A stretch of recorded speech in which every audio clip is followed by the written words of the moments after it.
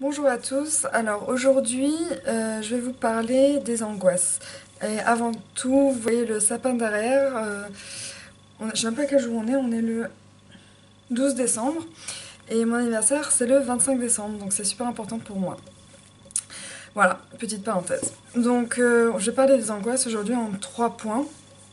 Donc le premier point c'est comment ça se déclenche, deuxième quels sont les symptômes, et troisième point comment on peut faire pour se sortir de cet état de panique. Voilà. Donc ça se déclenche. Alors en tout cas chez moi c'est lié à mon hypocondrie. Donc il suffit que j'ai un mal au cœur, que mon cœur batte vite, que j'ai des fourmillements dans les bras, etc. Ça déclenche chez moi une sorte de...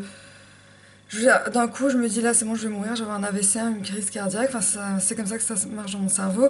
Et du coup j'hyperventile, enfin je me sens pas bien du tout. Donc chez moi c'est ça.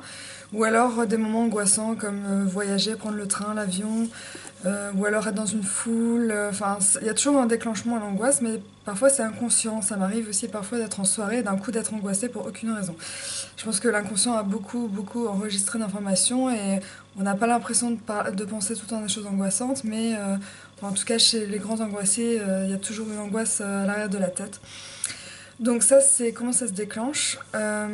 Ensuite, les symptômes, chez moi en tout cas, c'est le cœur qui bat vite, qui me fait mal, des fourmillements dans les bras, une hyperventilation, je me sens molle, j'ai la tête toute brouillée, voilà. Et en fait, quand on est dans une grande crise de panique, enfin, en tout cas moi, les crises d'angoisse, ça peut être aussi des crises de panique où je pousse des hurlements, j'ai l'impression que je suis en train de mourir. Et en plus, ce qui s'additionne à ça chez certains, comme moi, puisque je suis bipolaire, c'est que j'ai des hallucinations. Je vois des choses bouger qui ne sont pas en train de bouger, je vois des taches, enfin, c'est vraiment c'est assez terrifiant.